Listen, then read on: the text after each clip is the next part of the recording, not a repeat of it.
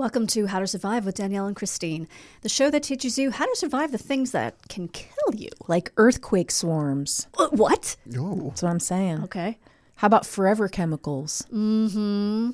Or raging rapids. Oh my gosh, yes. And the things that just make you wish you were dead. Like driving the wrong way on a one-way street. Terrifying, I've done it. How about a full body cavity search? What? Yo! Don't want that. Get out of there. Or creepy river sweeping. Oh, yes. You'll see Get what out we of there. mean.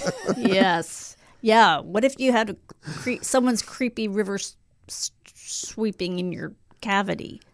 Yeah, you got to bad news. Combine those two together, and it's a Websites for bad that. day. It is a bad day. What'd you say? There's websites for that.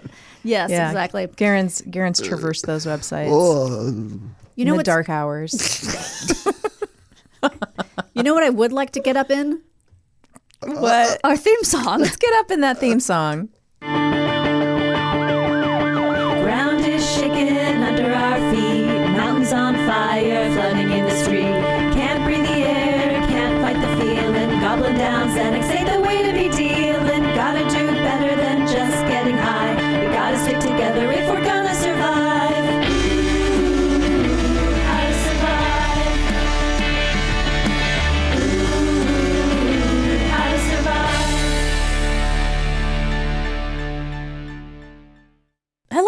Oh, hi. We started with Garen saying, "Uh-oh, is everything okay?" Yeah, Garen? I accidentally skipped forward on the timeline somehow. It did Are nothing. we in the future? Where are we? We're in the future. Which 5 ti- seconds. Which timeline are we on? Is it a better one than this? Yeah. Oh, I don't know. Oh, okay. I You don't just know we're in a different timeline. Yeah, we'll have to wait and see what Go on TikTok. Truth Tell Social us says. what's going on. What Truth No, Social says? Truth Social's gone. If it's gone, we are in the correct timeline. It's a better timeline. A few weeks ago, I posted on Facebook. I said, when I was a kid, my ballet teacher used to smoke in class while she was teaching us, and I'd still rather be in that timeline. So I think we should do a series of this used to happen, and I'd still rather be in that timeline. Yeah, doctor smoking. Yeah. That was on Stranger Things last night, and the kids couldn't believe it. Anyway, what's going on? Well, this past week, we had I'm going to say, a Kimmel Newman sort of situation in our house. Oh, boy. Where Newman is Sven's last name. So I had a Zoom meeting on Thursday. A Zoom meeting. A Zoom meeting. A Zoom But meeting. it was A Zoom meeting would be more like. But it was about the zoo. It was on Zoom, but it was about the zoo. A Zoom meeting is actually what usually happens in my house. Yeah, that is exactly. So my meeting ends around 7. Mm-hmm. I come out of my office, and the whole house smells really weird. Okay. So I go into Jimmy's office and I said, "Did you have something really weird for dinner?" And he said, "No." I said, "You didn't use the microwave?" And he said, "No." I go, "Why does it smell so bad?" And he said, "What?" And he comes down. He's like, "Oh my God, what is that?" So the whole house smells, and we think it sort of smells like burning rubber a little bit. Ooh. And our air purifier is going crazy. It's like full really blast. loud. It's full Yeah. blast. So I go to, well, first of all, we check everything. Is the oven on? Is the, what's going on? Yeah. Nothing's on. And I'm like, oh God, there's a dead animal. There's a dead animal. I know it. There's a dead animal. Because it kind of smelled like maybe that could be it. Corpsey. Corpsey by Paris Hilton. Exclusively at Sephora. Yes. So Jimmy gets the step ladder or maybe got the real ladder, and he takes off the ceiling tile that goes to the attic. Okay. And he doesn't smell anything, and he goes, "Come here, I want you to smell and see if there's." I go, "I'm not going up there. There's no way." Yeah. I said, "There could be a dead animal. There's going to be an animal lurching at me. I'm not doing that." Oh, you got to stick your head in a dark space, and he's like, "Come here and do this." Yeah. And he's Stick your face up there. He's like, "I'm looking," and actually there is a light up there. He's like, "I'm looking around. There's nothing. I just want to see if you smell it." I'm like, okay. So I go up there. No, nothing. I get down. Okay. So then I'm like, remember that time there were animals in the wall? There were rats in the wall? It could be that. And he said, no, because we don't hear any of the rats anymore. I'm like, but we don't know. Maybe they're there. And he said, but it wouldn't happen that sudden. I'm like, well, what if that's the moment they decided to start rotting? Yes. It has to go from no smell to smell, and right? They do decide to rot. They decide. They take it upon themselves to say, okay, guys, let's start rotting. Oh, have you seen the time lapse of that? Oh, it's fascinating. I think you can go to the Huntington right now for the rotting of the rats. Yes, but only until December 26th. Then it stops. Get your tickets now. So It's a hot Christmas. it is. By the way, sidebar. Yes. I was reminiscing yesterday about my time in the Nutcracker when I was a little girl. Yeah. And I realized that there is a rat king Oh. and rats in the Nutcracker. And I'm pretty sure there was one year where they picked us up. Do you think that's on where stage, it started? And I'm wondering if that's where it started. That could be. I don't remember being scared of them because I knew they were adult ballet dancers, but Maybe just one a of you, thought. maybe one of them held you in a way that was a little too little. Yeah. like squeezed you a little too wrong. Right. Here's the cure. Yeah. You've got to be in the Nutcracker again and be held by the Rat King. And I have to, exposure therapy. My roommate is in the Nutcracker. Where? Is he the rat? Could he hold her? No, I think he's the prince or something. Oh, dang it. He's a ballet dancer, so he Do you know which he just company? did it this past weekend. I'll have to find Long out. Beach or something? Please let me know. I'll find out. I know he's got more coming up. And he's a 'cause professional ballet dancer. Yeah. Yeah. Wow. Okay, that's insane. Okay, so back getting to back to back the to the smell. walls and the rats. So Jimmy texts our electrician because I think he looked it up and said, "Oh, the rubber smell could be burning, burning outlets or Okay. something." So he texts the electrician, and at some point we check every single outlet in our house Okay. to see, does it look like it's burnt up? No, nothing's burnt up. So the electrician says, "Okay, unplug all the major appliances and turn off the lights for 15 minutes. So we're like, okay. So we unplug all the appliances. We're sitting in the dark for like 15 minutes. The smell's still there. We don't know what's going on. Jimmy takes now he thinks that it's the actual air cleaner. Okay, the that is purifier. the purifier that Okay. is causing the problem. So he takes that outside. Okay. The smell's still there. Yes. So then I'm like, maybe there's a dead animal outside. I'm like convinced it's a dead animal. Okay, so I'm like, maybe there's a dead animal outside. Jimmy, go look and see if there's a dead animal. But that didn't happen for some reason. So then he's texting with the fire department. He's texting with the electrician, should I call the fire department? And the electrician is like, well, I mean, maybe. I don't know. It could be really dangerous. We know it's not, what is it called when you die because there's a leak? Gas leak? Yeah, we know it's not a carbon monoxide Got because it. carbon monoxide doesn't have a smell. Right. So this is going on for like an hour. Sure. Like and the poor electrician is at his kid's basketball game and Yeah. is trying to like we couldn't call him because it's too loud in there and Yes. he's texting back and forth with He's us. missing the game. He's missing the game. And I literally was thinking, oh my God, we have a Chris situation on our hands. You sure like, do. I'm never going to find out what this is. And this is, and then I'm like, should we go to bed?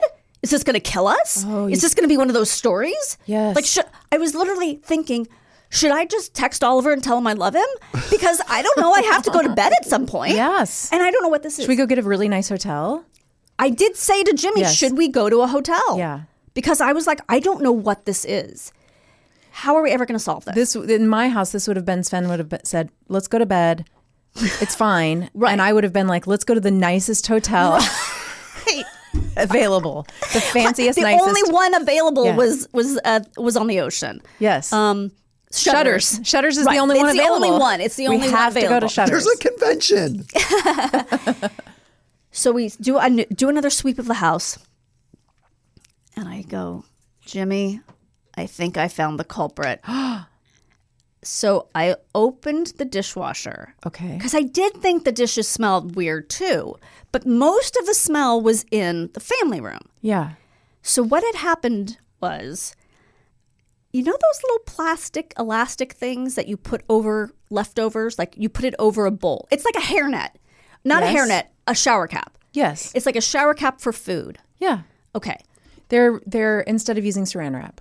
Yes. Yes. Something my mom had given me, that I use. Yeah. Most of the time I put something in a closed container with the lid.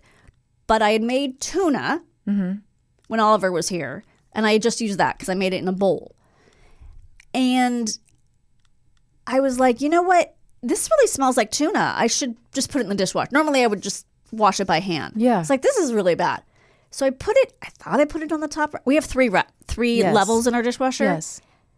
It had fallen Oh no, to the bottom where you put the stuff. to the bottom Yeah, the hot stuff. and burned up. Oh no. So it was in pieces Yeah. and like just plastic on the bottom of the dishwasher. It's on the coil thing. Yeah. Jimmy told me it was called the coil. I didn't know. I was like, he's like, it was on the Oh, coil. we just thought we were like, you should go into, you're an electrician. Listen to you throwing these terms around. Well, and I said, it wasn't on the coil. And he goes, yeah, it was really melted right on the coil. I go, well, it doesn't look like a coil. I didn't know it was called a coil. So I'm taking out the pieces. And then I guess why it smelled in the family room was because that's where the cleaner was. So maybe it attracted the smell or something. The cleaner? The purifier. Oh, got the it. air purifier Okay. sucked in the smell or Yes, something. That makes sense. So we throw it away, and I get as much as I can off the bottom, and it went away. Thank goodness. And he's though. like, I cannot believe. He's like, we might need a new dishwasher. And I'm like, it'll be fine. And it was totally Yes, fine. yes. I rewashed the dishes that were in there because they smelled Yeah. like burning plastic. Yeah. It was really the dumbest fucking thing you could do. Like, really, Lucy, you put a plastic, Well, you didn't know it was going to fall to the bottom. It would have been fine if it would have stayed on I the know. top. It's just things like that happen. I don't think you have to berate yourself. No, it was fun. And he wasn't berating me either. He was actually, we were laughing about it because it was like, we almost called the fire department. Yes. And because you laughed. It just, a mystery smell. Yes. And then I was like, while it was happening, I'm like imagining a time where there was no smell. And like life was simpler. And now it's like really complicated. You're planning your own death. I don't know, right? Because I don't know where the smell is coming from. But yeah, that's all it was. Well, I'm glad it ended up being something simple. Simple, yeah. Sometimes it's simple. Yep. And you didn't die. We didn't need a new dishwasher, which would have cost hundreds and hundreds of dollars. It had a happy ending. It did. It Oh, did. I love when things have a happy ending. Yeah. Wonderful. Thank you. Oh my gosh, you survived. I did. I did. I survived. We all survived. Did you remain calm? Yeah. I actually was calm. I mean, I was calmly thinking. Until he asked you to look over the attic. Yeah, I wasn't calm about You were that. not calm about that. I mean, The Rat King's up there. I was picturing like a movie Yes. where you look in the attic. Like this probably happened in Christmas Vacation or something. Like you look up in the attic and a raccoon just like, jumps on your face. Yeah. That's exactly what I was picturing. Don't stick your head in an attic. So, yeah. Wow. Good story. And then I have another story, but I'm going to save that for at the end of the program. I love it. Did anything happen in your guys' lives? I mean, we can talk about it later. Okay. Well, then should we learn what we're going to survive today? Yes, let's get to it, man. All right. We are going to learn how to survive whitewater rafting. Oh, and you know what is coming for you. Even if you don't Even if you live in a desert. Yeah, you live in is- Arizona. Right, it's they coming probably for actually you. have rapids in Arizona. But like, even if you don't sign up for it. It's happening. it might be happening when the tsunami that people keep saying is coming. Yeah. You might Yeah. think I don't need to listen to this because I'm never going whitewater rafting. Well, you're wrong. You are. Yeah, that's right. Whitewater rafting's coming for you. Pay attention. Yeah, it's coming. So we have had a guest on, Tom Harp, who talked about whitewater rafting, but we didn't walk through all of the, the survival math of skills. It, the Yeah. survival Give of us it. the Right. math. Okay. Danielle. Give us the math. So it's not very deadly, Good. but you can get into a lot of accidents. From Okay. 2007 to 2016, there were 530 deaths. That's not nothing. Yeah, like that's kind of high. Okay.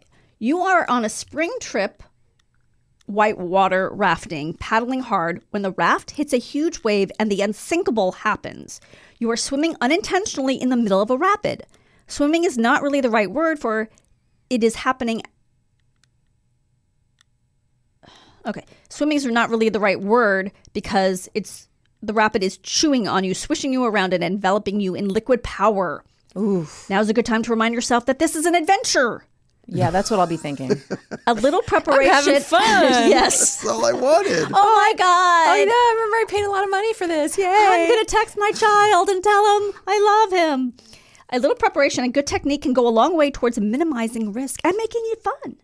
wear a life jacket. Yeah, that's not even a question. Of course. You are wearing a life jacket. That's a good thing because if you weren't, chance of survival goes down considerably. I bet. If there's one thing that identifies ignorance and inexperience on a whitewater river, it's someone not wearing a life jacket. Don't be a douche. Why would you do that? Don't be stupid. Don't run the river with someone who doesn't require you to wear a life jacket. Oh, good point. Like if you're on a trip, because a lot of these have, people. The guide. Yeah.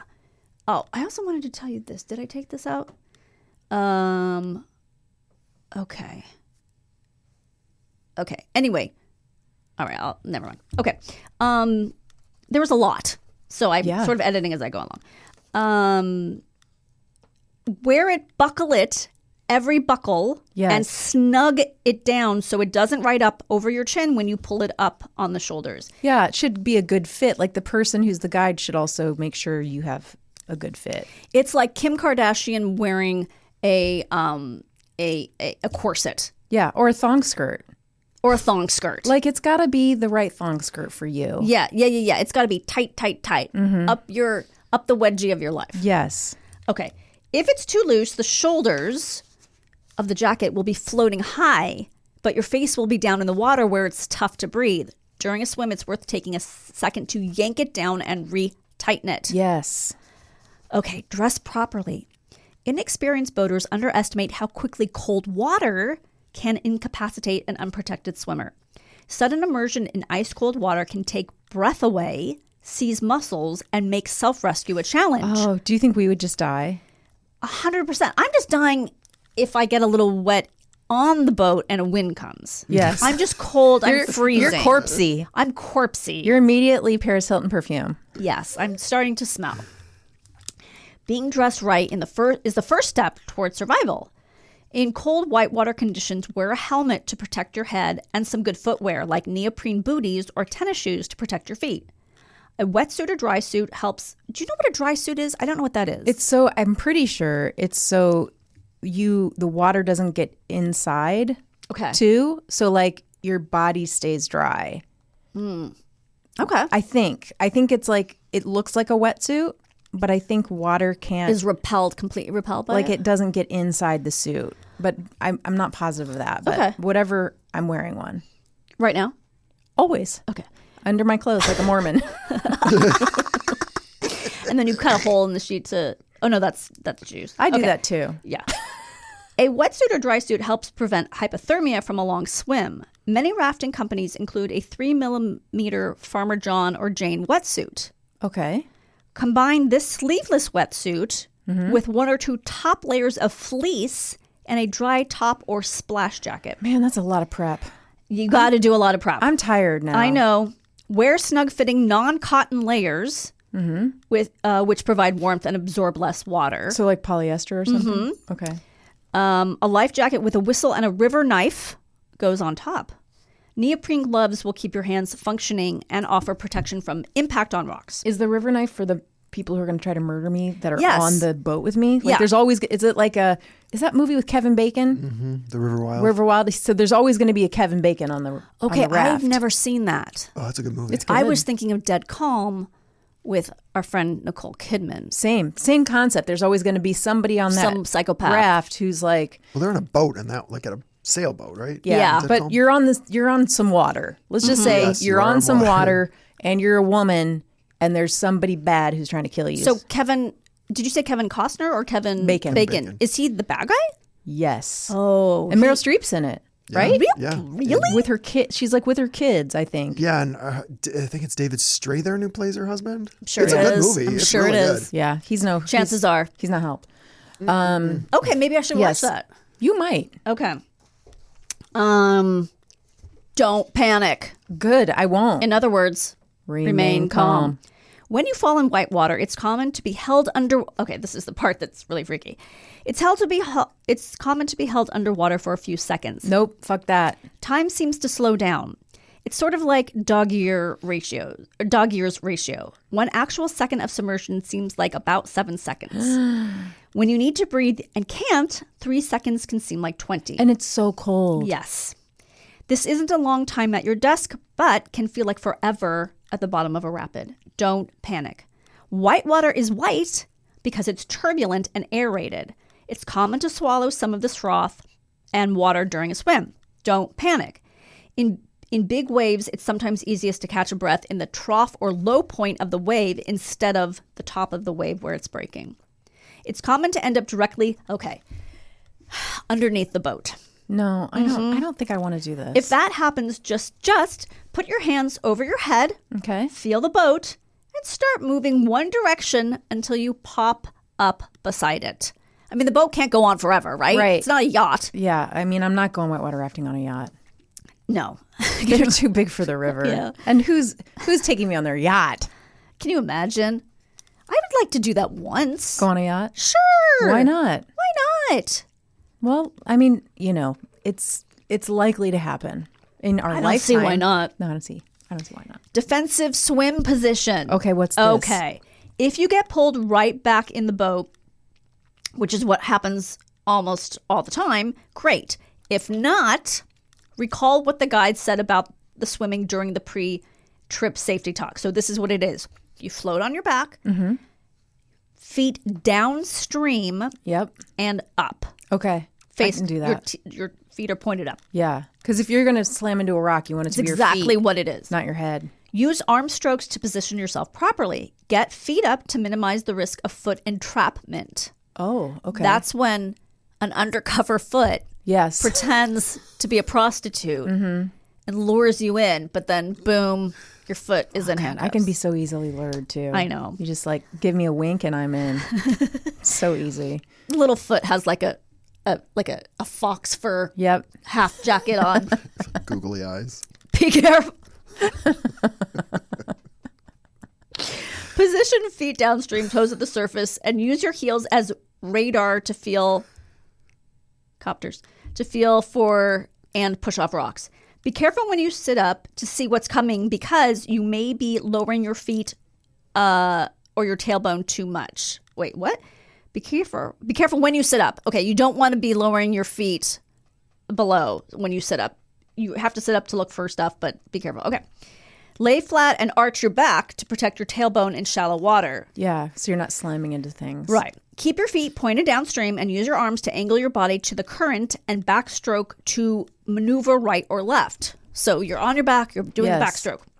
Keep your body long and streamlined to maneuver smoothly and efficiently.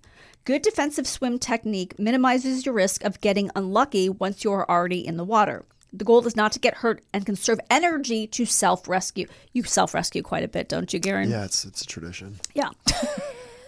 Especially around the holidays. Yeah, especially around the holidays, yeah. Okay, find the boat. Reach it with your hand or by extending your paddle T-grip if you have one. Be careful anytime you are swimming downstream of a boat. Be ready to aggressively swim out of the way so you don't get pinched between a heavy boat and a rock on the edge of the river. If you're upstream of the boat, sometimes it's best just to go with the flow and catch up to it.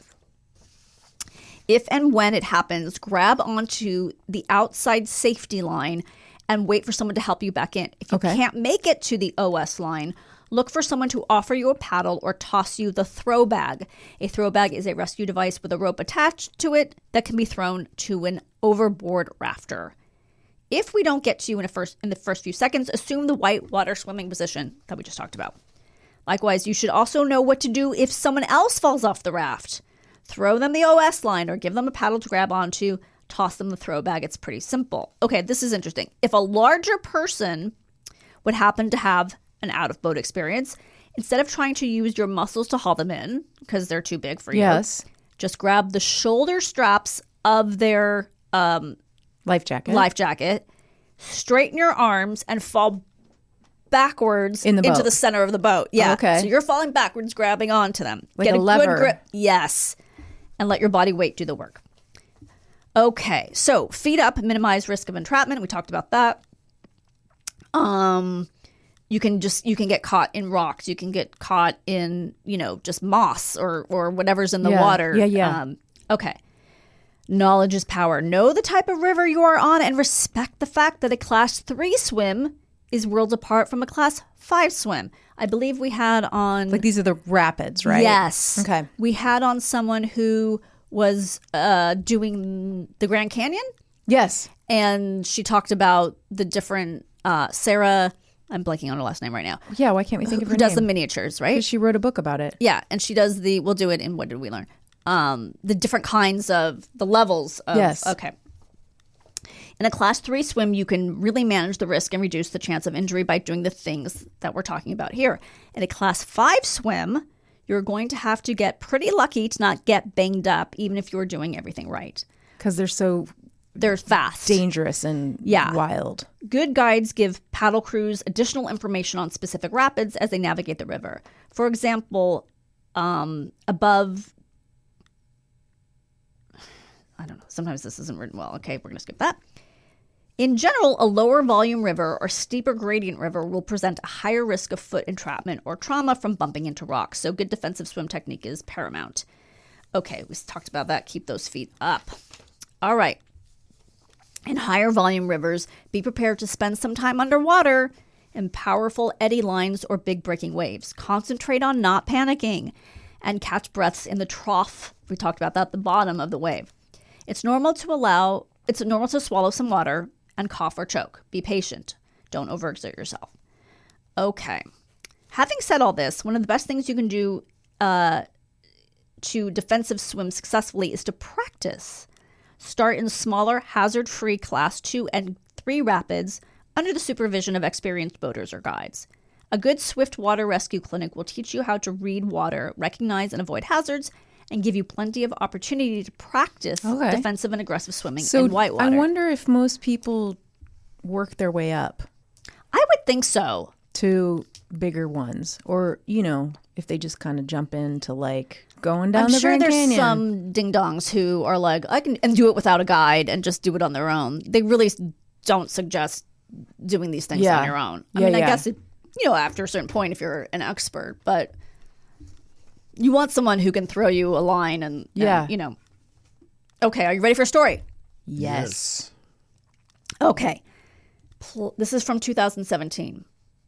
I remember that. Do you remember 2017? Some of it. It made quite a bit of news. Platte Canyon Community Church youth pastor Jay Vonish, his wife Julie, and his 2 daughters Jessica, 18, and Janae, 13. I know, you wouldn't expect Janae from a youth pastor. No. Utah youth pastor daughter, Janae. No. I don't know what happened there. They got real wild, the naming. Yeah. Maybe the moms suggested Janae, and maybe Janae doesn't look like everyone else in the family. I'm just saying. Who knows what happened there? And their chocolate Labrador, Jamocha. Oh my gosh. I do like that. Did they get them at the same time? Yeah. Janae and Jamocha? Yeah. Got a bigger adventure got a bigger adventure than they bargained for during a spring break trip. Oh my God, I can't read today. Got a bigger adventure than they bargained for during a spring break rafting trip on the Escalante River in south central Utah. Mm-hmm. Thursday was still, okay, so I skipped a lot of it because it's really long and very detailed. But basically, they're doing this thing where you hike some of it and then you do, the river. And you're going for days and days and you're supposed to end up at a certain place at a certain time where someone comes and gets you or something. Okay. So it's this, but the girls have been, doing this since they were itty bitty. Okay. They're experienced. They're experienced with rafting, and this isn't necessarily whitewater rafting, but it's being in water. Okay. Or wasn't supposed to be anyway. Okay, so Thursday was still a pleasant day on the river, a bit chillier than the past days, off and on sprinkles of rain. But later in the day, the clouds thickened and the weather deteriorated. The winds were blowing up canyon, and at one point, Vonish and one of his daughters had to paddle against the river because the wind was blowing them upriver. We could tell maybe things were changing, Vonish said, with a nervous laugh. That evening, one of Vonish's daughters set up a measuring stick near the river's edge so they could calculate how much the river rose overnight. They took a picture of the stick so they could have an accurate comparison the next day. Friday morning, the almost 2-foot-high stick was poking out of the water. The water was just a few inches from the top of the stick. Oh, wow. It had continued to rain overnight, along with some hail and thunderclaps. Waterfalls were now coursing over the canyon's walls. They weren't there the day before. Ooh. It wasn't until about noon before the rain stopped. The river continued to rise, and the family still had 20 miles to traverse to the takeout point. Yeah. I think that's where you get out. Yeah.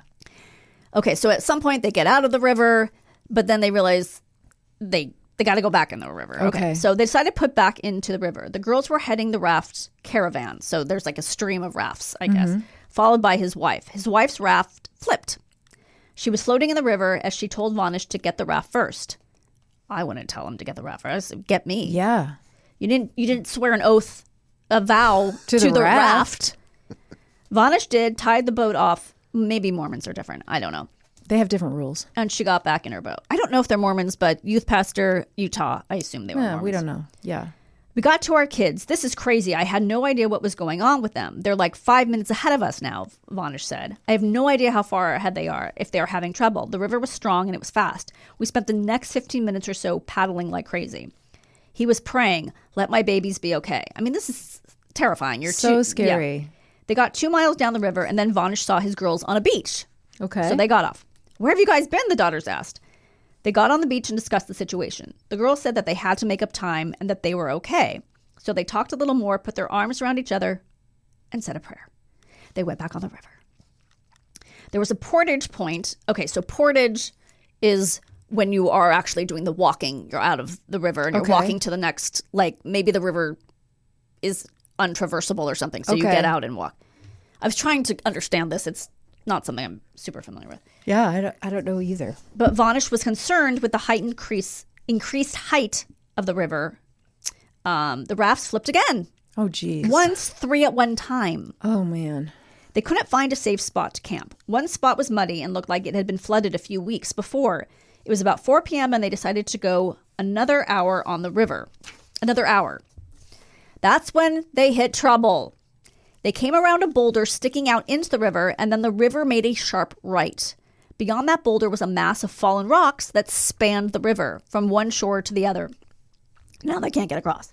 Janae was the first one to go into the rocks. The current took her boat under one of the boulders, blocking the river, and she popped up on the other side. The same thing happened to Jessica. She got sucked under with the dog.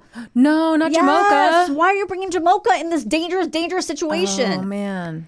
Yeah. Poor doggy. His wife, Julie, got sucked under a different boulder. Vanish was last to come around the blind. He bumped into one of the boulders, and it flipped him and his boat. All 4 of us and the dog got sucked under, and we lost our paddles, Vanish said. We all said, thank you, Lord, because I thought I would be digging out dead gray bodies. Oh, my God. That was every parent's nightmare. That's what he was picturing. He's picturing his family of dead gray bodies. Jeez Louise. They had a family meeting and decided that their rafting trip had turned into a backpacking trip. They would portage the rest of the distance to get out. I hope they spent a lot of time praying. There's more coming. But then Vanish is like, we're not going to just sit and wait for help. Maybe I would be like, we're sitting and waiting for help, because they had a friend who knew that they were doing this. They portaged as far as they could before coming to another obstacle. On the side of the river, there was Sasquatch? They were Jews? What happened? They were on was a large boulder, and the hillside came right up to the river's edge. It was steep, covered in loose rocks, crumbly, dirty stuff. Julie tried to climb up the embankment, but she decided it would be too dangerous to climb. Okay. The fall factor would be a tumble and then a little plunge into the water, Vanish said. Vanish made a few attempts to wade into the river, but it was running too wide and fast for the family to try to wade across to the other side. They were stuck. Vanish did a walkabout to see if he had missed anything, any possible route out. There was none. He turned to his family and prayed. Mm-hmm. I'm out of answers, God. You know we're here and we need some help here, Vanish prayed. Janae suddenly popped up her head and interrupted the prayer. She thought she had heard something. What was that? Janae said. It sounds like a helicopter, Julie said. All of a sudden, it just got louder and louder, Jessica said. It was a Utah Department of Public Safety helicopter that had actually been looking for another kayaker that had gotten separated from his group and was 2 days overdue. The youngest child, Janae, was so happy to see the helicopter that all her emotions came out at the same time, and she was crying and smiling all at once. She was overwhelmed with emotion. The helicopter landed. The Vanishes explained their situation, and the copter took Julie, Jessica, and Janae back to Escalante. The kayaker who's been missing for 2 days is like, thank you. Hello? Chris, it never mentions him again. No, because he's word. dead. They for sure prayed to God. Yeah. God diverted the helicopter away from their search to find these yin-yangs. Because that kayaker wasn't praying enough. That's right. It then returned for Vanish and the dog and flew him to his car parked at the walkout point. By Sunday evening, everyone was safe except for the kayaker. Who was never heard from again. And they spent the night in Escalante. Vanish admits that when the helicopter landed, he was crying too. I was welling up because wanting to be a man, you want to have the answers, you want to protect your family. And I realized I was helpless here. Yeah. Maybe, I don't know, check a weather report.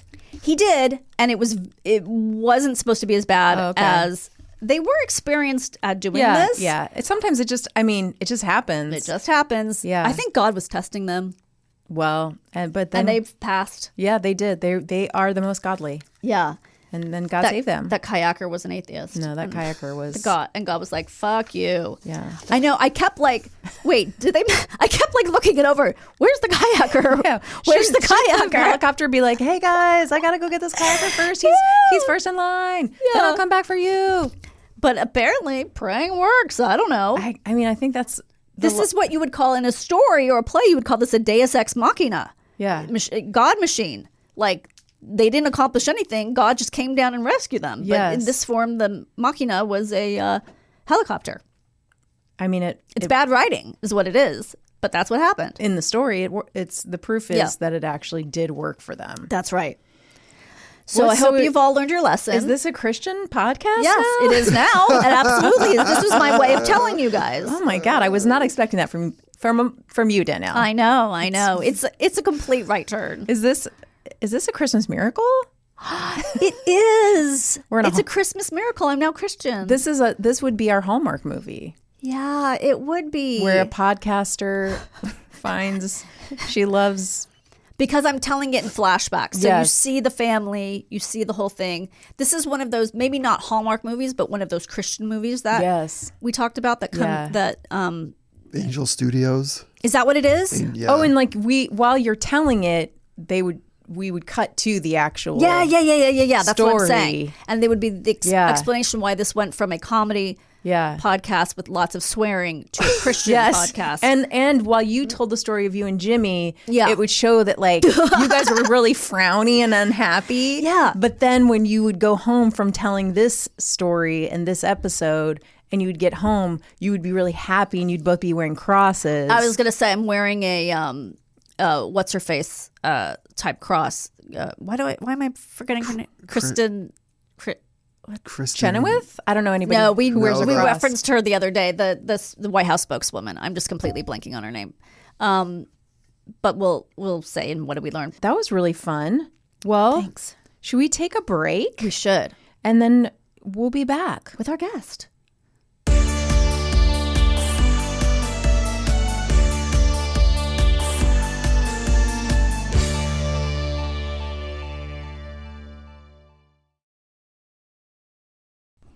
Welcome back. Hey. How was your break?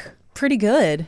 I had a pretty good break too. I was just posting about our show. Thank you for doing that. I'm always on the clock, Chris. Same, girl. I'm never not working. Same. Me, in my sleep, I'm promoting this show. Yeah, you're promoting it. Yep. You're coming up with new T-shirts. Always trying to design shirts, merch, Trying to figure out ways to embarrass Garen. That's part of the job. Humiliate and embarrass Garen is it's my middle name. That's a long name. It's a really long middle name. I know. Are you Spanish? No, it's so many hyphens. So many hyphens. My mom had a sight in her mind of what was going to happen with me later. Yeah. And she really struggled with that one. She really did. Well, that's why you were hired, by the way, just to fit into I heard your name and I was like, whoa. It's the prophecy. It's coming true. She was so right. Oh, by the way, Google AI, I was trying to find the episode that you were talking about earlier with Sarah. Yes. And Google AI said there wasn't one, but sometimes they have a guest named Garen. Oh, my God. So Google AI demoted me to guest. Is it Sarah Schaefer? It is Sarah Schaefer. Okay. Yes. She's fantastic. I apologize for momentarily blanking on the name. I am terrible with names. I was at a party this weekend I was like panicked every time I saw somebody. I'm like, oh my God. I know the context. I know who you are. So anyway. Did anyone confuse Sharon Houston with me? No, but and tell her that they loved our show? No, but an old friend of mine, I told him, who I hope to get on the show, I told him, oh, my son, he's doing stand up with Jimmy sometimes, and he said, Jimmy Dore? Whoa. And I was like, no, my husband, Jimmy Pardo. And he was like, oh God, I'm so sorry. I don't. It was like, it's fine. I get it. I do. Yes. But it would be funny if for no reason Oliver turned into like a right-wing nut job and was doing stand-up with Jimmy Dore. Like that would be. I married Jimmy Pardo, but my son is out doing stand-up with an insane person. Yeah, right. That would be his like revolution or his. That's how he rebels. That's how he rebels. Yeah. Mom, AOC sucks. That's so funny.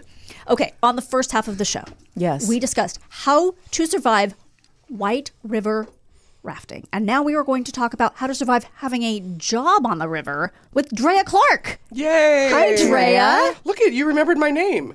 Well, it's written down in front of me. But, for someone who just said names were elusive. It's pretty bad. It's also not a super common name. I like to think so. I mean, because I mostly gave it to myself. My name's Andrea, and you can say, I'm from Minnesota, you can say it so many ways. Oh, right. So I just shortened it rather than my personality was defined by correcting people on my name. I totally as a get child, that. So, yeah. Andrea. Yes. I think I've known people with every pronunciation. Mine is, I'm tired. I'd like to take a nap, Andrea. That would there be you my go. full That's name. your full name Yeah. that your mother also saw into the future. Mm-hmm, mm-hmm. Well, Drea, nobody's going to probably mispronounce that. Drea is pretty...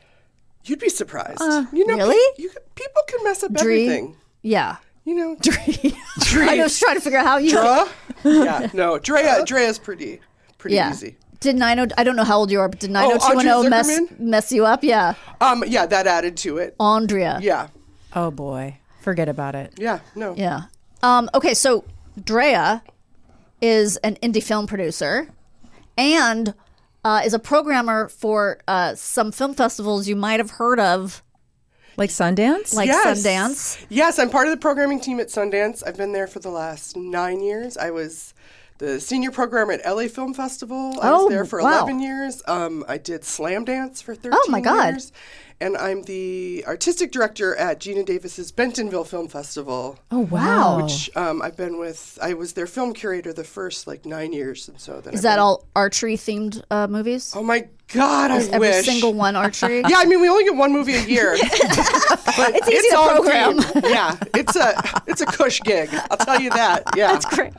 Is that... So when you say you program, are you picking the movies that get into the festival? Yes. Wow. Especially for Bentonville, it's a much more curatorial process. Mm-hmm. It's a lot of power. It's great. Oh, so much power. Yeah, for 1 week in June in Arkansas, I am somebody. Yeah. And then you also are on a film podcast. Yes. On Maximum Film on the Max Fun Network. Yes. Right. So you're immersed in the films. Immersed. That's the one that I watch the most, big new releases for. Which is fun. We did an episode about Jay Kelly that we just recorded. Oh, how was that? I actually enjoyed it a lot. Well, that sounds so condescending. It's by Noah Baumbach. Oh, this young upstart really surprised me. But I don't know. It's easy to get cynical, especially films about making films or about people in the industry.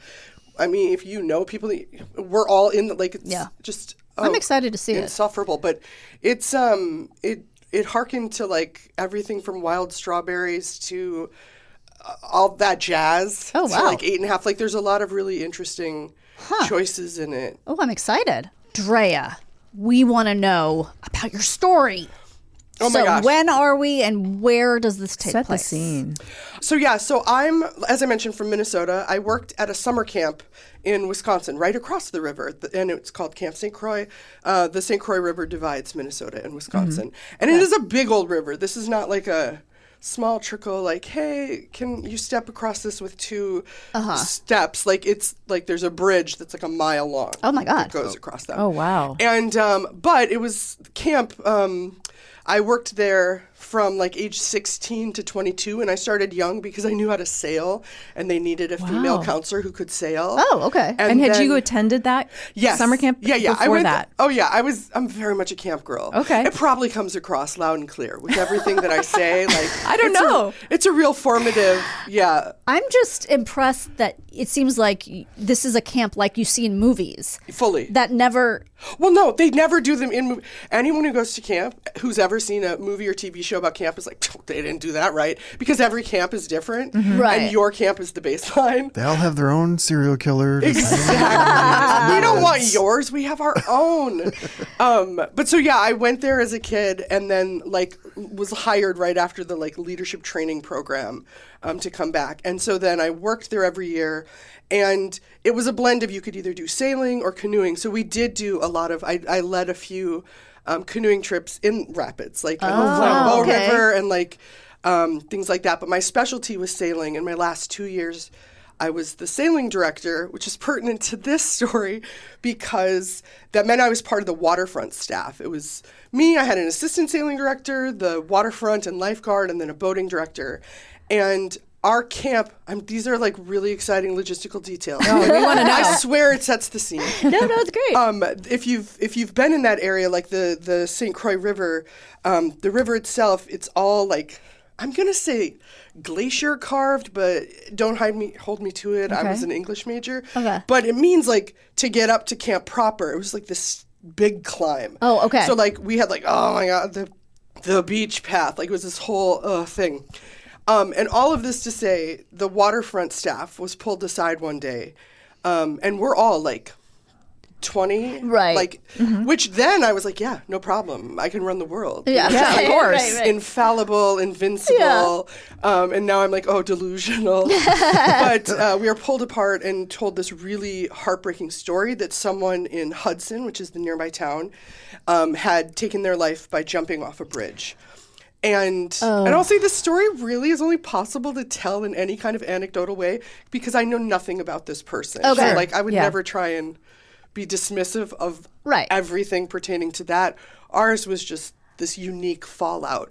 So they told us that, and because of the river, they hadn't yet found the remains. Okay. And so they were like, so we need the waterfront staff to go through our water area each morning because we don't want the children finding this. Oh my God. So, you're like, this was not in the manual. Yeah, I was like, is this in my additional duties clause? Like, I thought I was going to make lanyards. Yeah, I'm like, oh. So it became this thing for 3 mornings in a row. God. We had to get up an hour early and then go down the huge beach path, which is such a pain. Like, I can't stress. Even when you're like healthy and have just the knees of a goddess. Right. It was just like this, and then get into the cold river because rivers never get super warm. No, they don't. And we stood in a line of the 5 of us, and we were all lifeguards. And you had to just bend over and be sweeping. And then as soon as it got deep enough, we had to dive underwater and overlap our arms as we're sweeping them, feeling for a possible body. Wait, this is so insane. Right? You were, they used you as free, like, body searchers. Well, I mean, like. And it was for such a small, it was just the camp. Like, the camp was just trying to, like, cut off at the path, like, future nightmare trauma for some pioneer, one of our like youngest kids, like swimming around. Yeah, they're little like, ones. Oh, look what I found! But it was also terrible for us. But that unique blend of being that age and feeling kind of immortal when you're 20, but also it's such a visceral memory for me because the diving and you're kind of out of breath and you have to stay in line, and at a certain point we're all treading water and we're looking, and then we have to dive down again, and you have to get deep enough to be brushing, and you are so worried. Are you swimming? You're going under the water, or you're just bending over? No, we're bending until it's too deep to bend, and then we swim. Oh, okay. And you're sort of diving each time. So, question: Are the police not there trying to find? No, it's literally just a protection for the camp. So maybe the police were in a different area trying to find the body. This river is immense. Right, okay. I'm sure they were like, and it was... They can't cover probably the whole Yeah, river. no. Okay. They were, I'm sure, near Hudson, near wherever. It was also a very slim possibility. Right. But enough of a possibility that they had us doing it.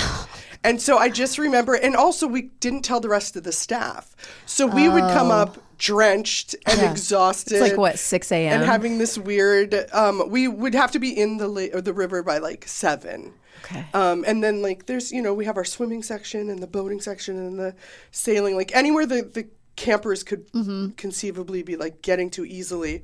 And then sort of looking the shoreline of like... Oh my God. Did something wash up? Right? Yeah, right. Just this very surreal point of life. And it was one of my first times of really needing to think about looking at surviving trauma in a certain way. Like not my own, but just conceiving it. Yeah. Like the idea of what that meant to process things in this broader way that felt very adult to me. Sure. But also in such a particular, like, unique. Yeah. Oh, yeah. You guys never had to dredge the river by hand? Like, looking for a body? Yeah. I've still yet to have to do that, And there's time. Because I know it could still happen. You got many years ahead of you. Yeah, I hope. But like even when during staff training at the beginning of camp, we knew how to do this because it was part of our training. But like for campers, like sure, because we had like a buddy system and you have a buddy board. If there's a camp, like these are like I've never in my years there, no one ever had to do that actually for a camper. Thank God. But even when we did it for that, they would hide like coiled chains in a bag. And I found it one year, like during staff training, the chain. So I'm like, and even that, like, because you do not want to touch something. Like, wait, why do they put coiled chains in because the during bag? staff training, they're doing it as a drill, and you have to do it till you find the thing. And so they've hidden something. Oh, I could never ever be a camp counselor at this camp.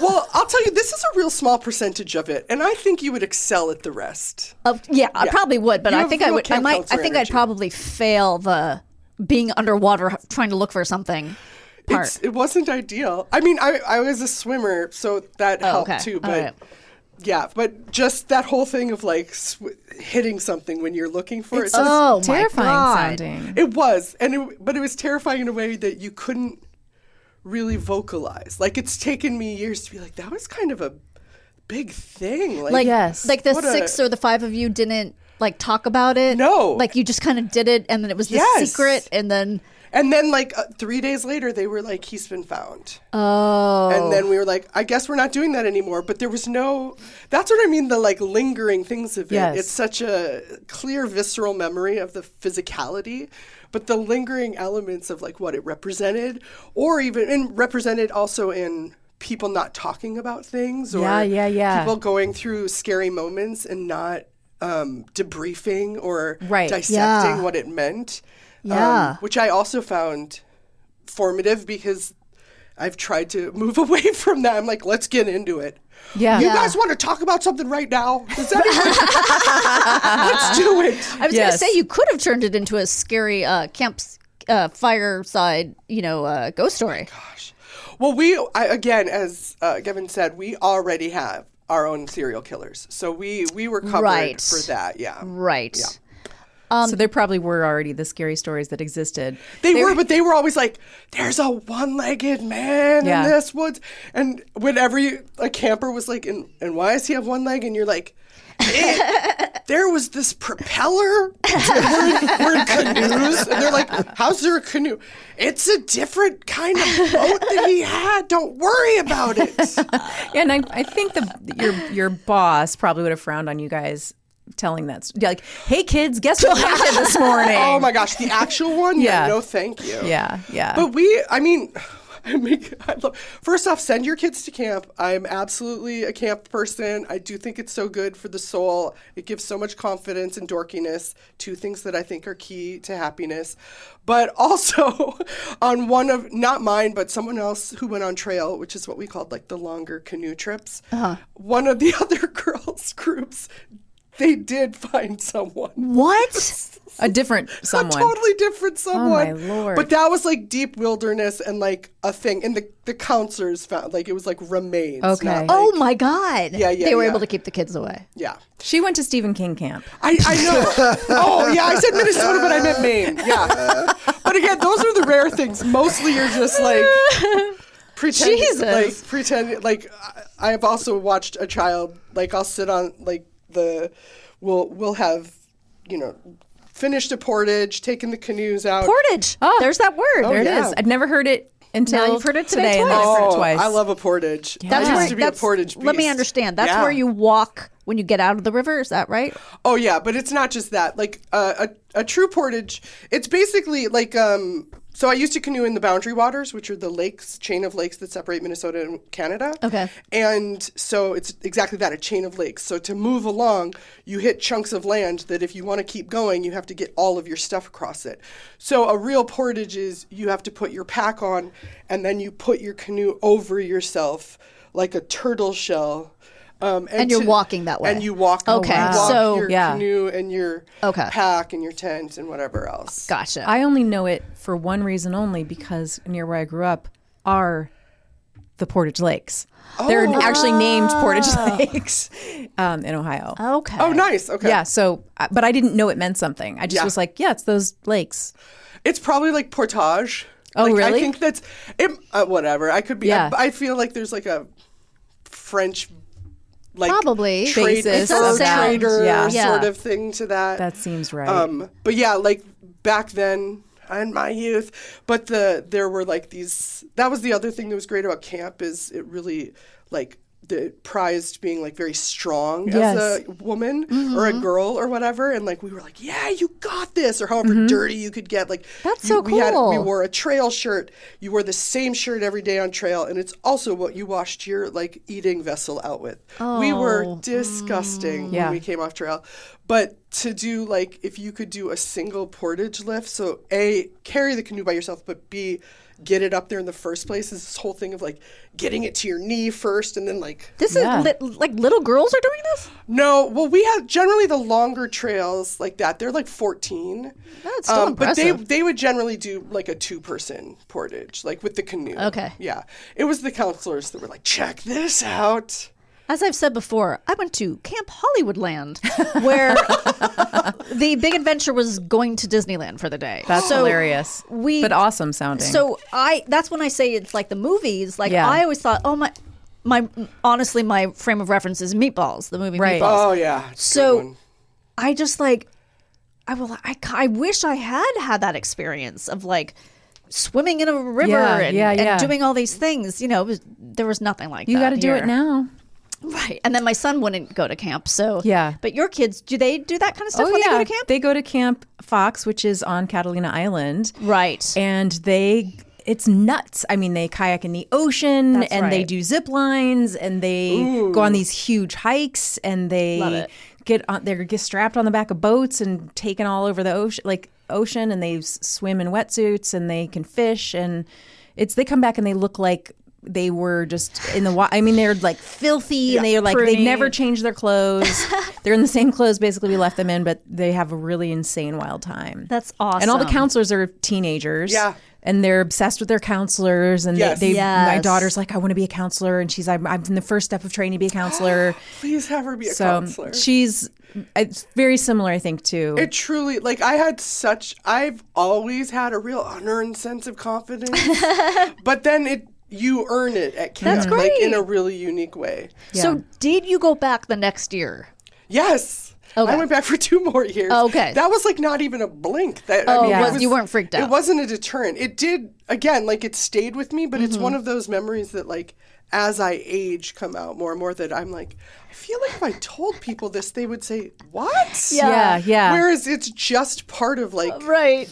one of the reasons, like I don't know anything about the man who at the heart of this was pre-internet. Yeah. Like, Yeah. it was certainly pre-cell phone. Yeah. But there was no like us going back up and being like, what's the deal with Oh, this guy? Because I right. think that would have also made the story of it in my head different at the Yeah. time. Absolutely. If I had seen a picture of him or known Yes. circumstances or whatever, I would have been like, overwhelmed with it because at that age, Yeah. like calibrating your emotions again, as the woman who says she cries every day for work, but like calibrating your emotions when you're then, and it's so easy to glom onto someone else's story and feel acutely for them. So yeah, it was a different time. It's another problem, I think, with us being so involved in everyone else's. Like, you weren't supposed to know. Yeah. Yeah. You were just supposed to have your one little He piece did not of want it. us to know. Like, No. I assume. Like, so there's elements that, it was,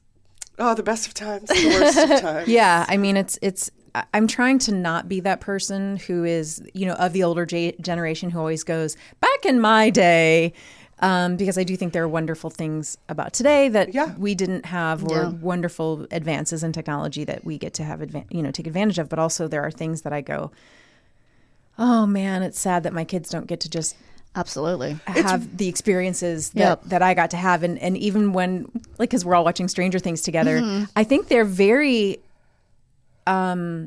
jealous of those kids. Like, not the monsters, but like just watching the way do they think that in the 80s there were lots of monsters just hanging around?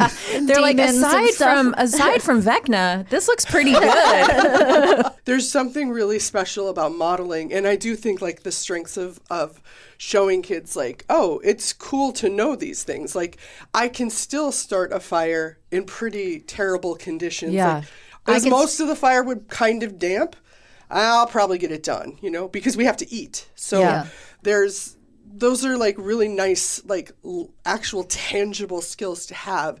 And then to show younger people that it's meaningful. It was, again, that's what made me a counselor in the first place. It was so cool for me to see that modeled for me. It's so neat. Yeah. I can still get to Disneyland if I have to, but that's about it. We also hiked to the Hollywood sign, so there's that too. That's a legit hike. That's not nothing. Well, I don't know where we started from. We may have been very, very close to it. It wasn't the Hollywood Hills. They dropped you off at the D. We made it to the H. Oh my god! Because I was like, that's so funny. That's grueling. That's a hike. That's not nothing. Yeah, it was, but it was so much fun, and this was so much fun. Yeah, Thank you so much for What a coming great on. story. It was a great story.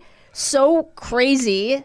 Hope I did it right. You did it I was perfectly. like, I started rethinking. I'm like, oh no, I gotta get something better in there. No, great. it's good. It was what a great story. Oh, good. Yes, We had such a good time. Well, thank you so much Thank for having you. me. for being here. and we will be back with what did we learn today?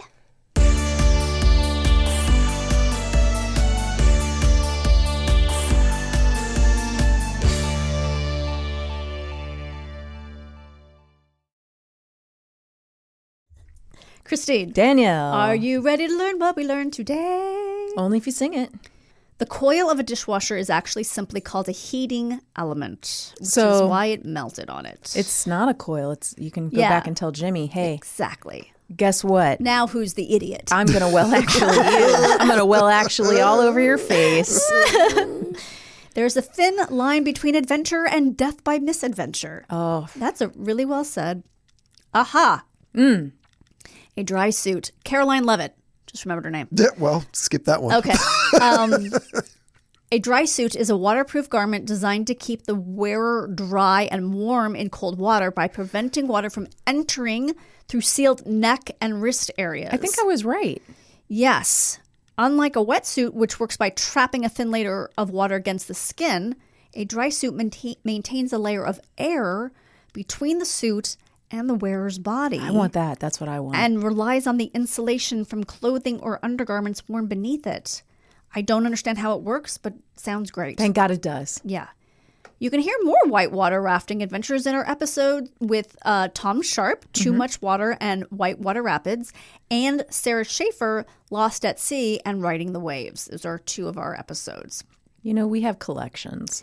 Yes. The St. Croix River's depth varies significantly, ranging from shallow areas with just a few feet, like near St. Stephen at 9 feet, or by St. Croix Sailing Club at 5 feet, to deep holes reaching 70 to 100 feet, especially in the Dallas area where it meets Glacial Lake Duluth, and in deeper sections between Minnesota and Wisconsin. It's a big old river. That's 70 to 100 feet deep? Wow. That is scary, Yeah. please. I'm not going to swim in that part. No.